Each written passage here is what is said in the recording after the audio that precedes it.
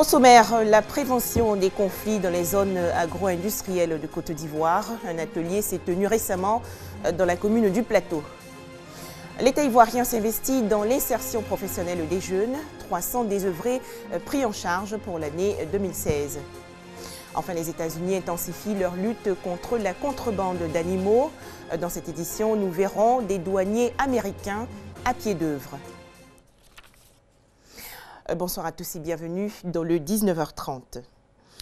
300 jeunes déscolarisés pris en charge par l'État ivoirien pour l'année 2016. Cette annonce a donc été faite hier lors de la cérémonie d'inauguration des locaux du service civique d'action pour l'emploi et le développement. Cette structure créée en 2013 est chargée de l'insertion sociale et professionnelle des jeunes de 18 à 30 ans, sans diplôme ou sans titre professionnel.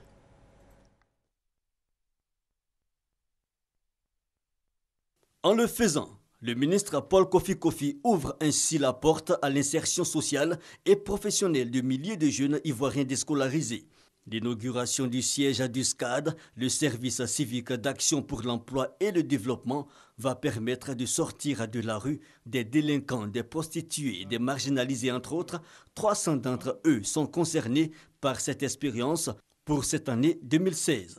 Le traitement social et économique de la vulnérabilité constitue un challenge que nous devons tous relever, quel que soit notre rang, notre fonction, notre statut au sein de la société.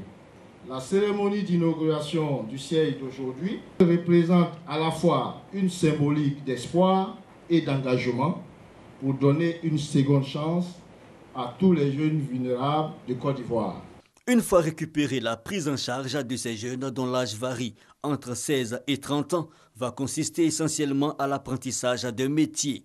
Un métier qui devrait permettre soit de s'auto-employer, soit d'être des salariés. Mais tout cela dans le respect des valeurs cardinales de la Côte d'Ivoire.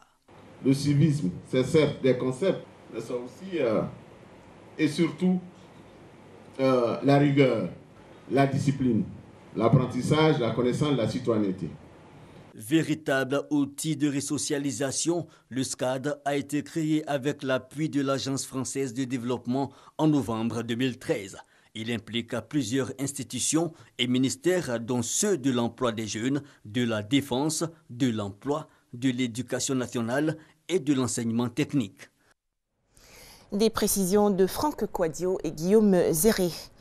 À présent, un atelier pour partager des expériences et prévenir les conflits dans les zones agro-industrielles de Côte d'Ivoire. Les travaux ont été organisés dans la commune du Plateau par l'Union des entreprises agricoles et forestières. Au menu, entre autres, l'identification des causes, effets et probables solutions à ces conflits. Identifier les sources de conflits en zone agro-industrielle afin d'anticiper les litiges. Définir les mécanismes de règlement rapide lorsque ces conflits surviennent afin d'en minimiser l'impact sur la performance des filières. Des questions qui préoccupent le patronat du secteur agricole et forestier. Pour plancher sur ces préoccupations, l'Union des entreprises du secteur agricole et forestier, UNEMAF, a échangé avec les acteurs du secteur au cours de ce conclave. Vous savez très bien que quand on parle de conflit, souvent on parle de ce qui est connu, c'est le conflit entre les éleveurs et les agriculteurs. Mais il n'y a pas que cela.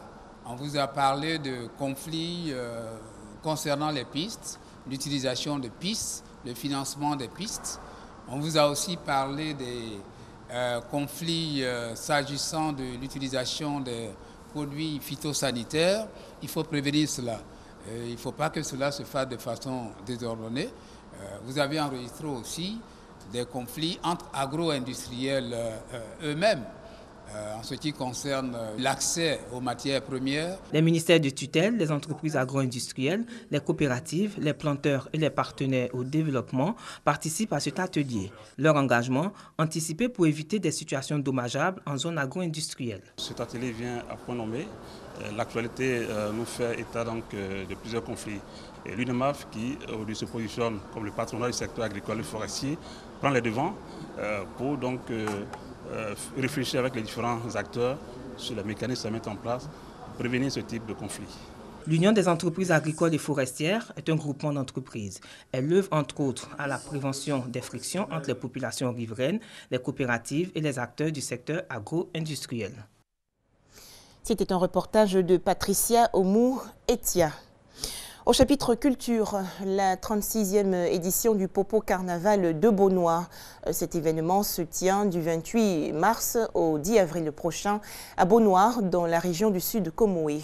L'innovation majeure de cette édition est la journée d'hommage à Adjé Daniel, figure emblématique du théâtre ivoirien. Beaunois aux couleurs du Popo Carnaval. Pendant 2 semaines, cette ville va vivre au rythme de la culture abouri. Avant le démarrage de cette 36e édition, 1 minute de silence en hommage aux victimes de l'attentat du Grand Bassam. Un autre hommage au cœur de ce Popo Carnaval, celui rendu au comédien Adjé Daniel, malade depuis des années. Pendant près de 40 ans, il a égayé la population ivoirienne. Aujourd'hui, il est tout à fait indiqué que ses parents de Beaunois lui rendent un hommage. Le Popo Carnaval est désormais une manifestation ouverte à d'autres cultures. Le jumelage entre la ville de Beaunois et celle de Boundiali et l'invitation d'autres pays comme le Burkina Faso et le Mali en sont une parfaite illustration. Le Popo, après avoir été un événement de la région du Sud Comoé, est devenu un festival d'envergure, je dis national mais international. L'âme du Popo est à consolider. Le Popo Carnaval est une fête de réjouissance populaire où la solidarité et la fraternité font bon ménage. Des valeurs favorables au développement du tourisme. De quoi réjouir le ministre du Tourisme. Le Popo Carnaval est une manifestation culturelle, mais le tourisme utilise la culture comme matière première. Si on n'a pas de culture, qu'est-ce qu'on va vendre à nos touristes? C'est sûr, on a 550 km de plage. Mais on vend le tourisme culturel, on vend le tourisme écologique, les parcs, les réserves. Et regardez cette belle forêt que la Côte d'Ivoire gagnerait à entretenir. 400 exposants et plus de 15 000 visiteurs par jour sont attendus pour cette 36e édition du Popo Carnaval de Beaunois. Un reportage de Abou Sanogo et Issa Yeo.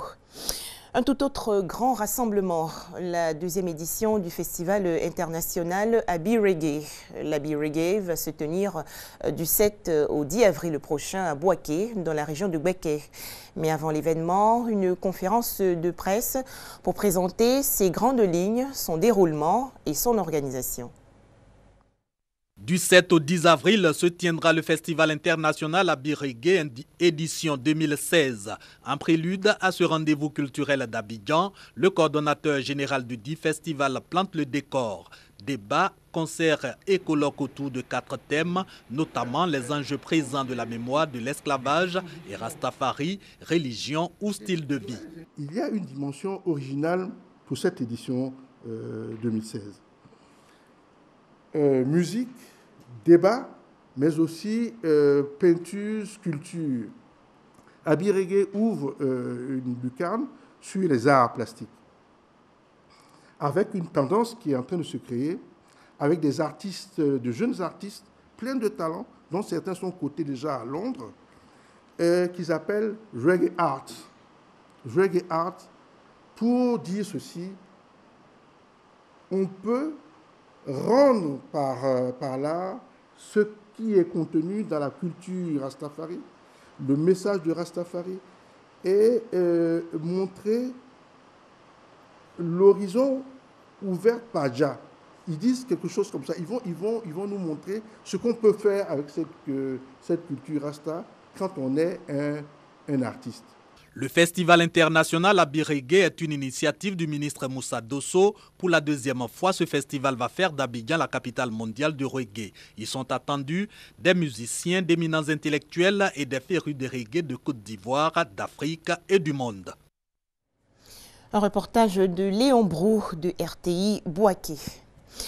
La mission des Nations Unies au Congo, reconduite pour 1 an en République démocratique du Congo. C'est ce qu'annoncent aujourd'hui les Nations Unies. L'ONU a également appelé les autorités congolaises à tenir rapidement des élections libres et crédibles. En France, un hommage au Petit Prince, ce jeune garçon aux cheveux d'or rendu célèbre grâce à l'œuvre de l'écrivain français Antoine de Saint-Exupéry. À l'occasion donc des 70 ans de sa publication, La Monnaie de Paris a réalisé des pièces à l'effigie du petit personnage. Ce bâtiment austère de plus de 20 000 m², c'est le lieu stratégique de la Monnaie de Paris. L'institution fondée en 864 est la seule habilitée à frapper la monnaie en France. Et malgré son nom, ce n'est pas à Paris que sont installés ses principaux ateliers, mais ici, à Pessac, près de Bordeaux. Il faut montrer patte blanche pour pénétrer dans ce bâtiment ultra sécurisé. Chaque année, plus d'1,5 milliard de pièces sortent d'ici, soit l'équivalent de près de 5000 tonnes. Les euros français, bien sûr, mais pas seulement. De nombreuses monnaies étrangères y sont aussi frappées. On est une institution qui est très connue, qui est très vieille, puisque c'est la plus vieille en fait au monde. Et donc cette reconnaissance fait qu'aujourd'hui on arrive à obtenir en fait des appels d'offres, des marchés sur des pays comme le Guatemala, la Thaïlande et d'autres comme l'Ouganda, le Qatar. Plus étonnant, la trentaine de presse frappe aussi des jetons touristiques, des commandes spéciales, mais surtout les collections annuelles de la monnaie. Depuis quelques mois, c'est l'effervescence. La star de 2016, c'est lui, le Petit Prince, qui fête ses 70 ans. 2 séries de 12 pièces d'argent ont été créées ici dans les ateliers de gravure.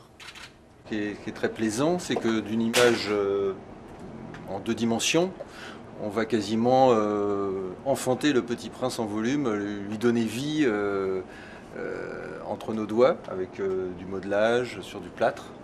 Un premier moule en plâtre, puis les seconds en métal, toujours à une échelle 3 fois plus importante que la pièce finale, par souci du détail et de perfection.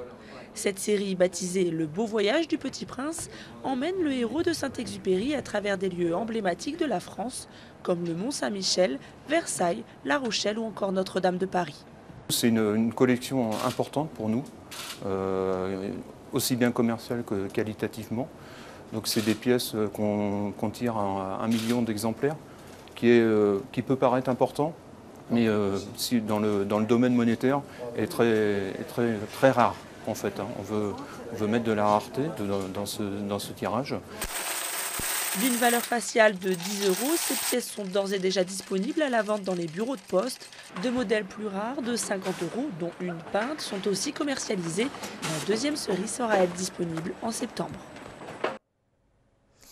Le monde entier est toujours confronté à l'horreur des attentats terroristes. On peut citer par exemple pour le mois de mars 2016, les 19 morts en Côte d'Ivoire, les 35 victimes en Belgique ou encore les 73 décès au Pakistan. Et aujourd'hui, le président français prône une lutte implacable contre les terroristes. François Hollande s'est exprimé lors du Conseil des ministres. Après ceux de Paris et de Saint-Denis, le 13 novembre dernier, nous confirme que la menace reste plus élevée que jamais. Le terrorisme islamiste nous a déclaré la guerre. À la France, à l'Europe, au monde entier. Encore récemment au Pakistan, un dimanche de Pâques, pour s'attaquer à des chrétiens. Cette guerre sera longue. Nous la menons en Syrie, en Irak, avec nos armées, en intensifiant les frappes contre Daesh. Et cette organisation terroriste, depuis plusieurs semaines, recule. Justement, une opération de police dans l'est de la Turquie a conduit à l'arrestation de plusieurs combattants djihadistes. 16 djihadistes présumés du front Al-Nosra, la branche syrienne de Al-Qaïda, ont été interpellés. Le parquet égyptien réclame aujourd'hui à Chypre l'extradition de l'homme qui a détourné hier un avion de la compagnie nationale égyptienne. Le pirate de l'air de 58 ans est présenté comme psychologiquement instable, est actuellement placé en détention provisoire par la justice chypriote. Le trafic d'animaux sauvages est estimé par les spécialistes comme le 3e en importance dans le monde, après celui de la drogue et des armes. Aux États-Unis, la lutte contre ce fléau s'intensifie. En effet, les inspecteurs au service de la faune américaine s'assurent minutieusement que rien d'illégal n'entre ou ne sorte du pays. Voilà, merci de nous avoir suivis et très bonne suite des programmes sur RTI2.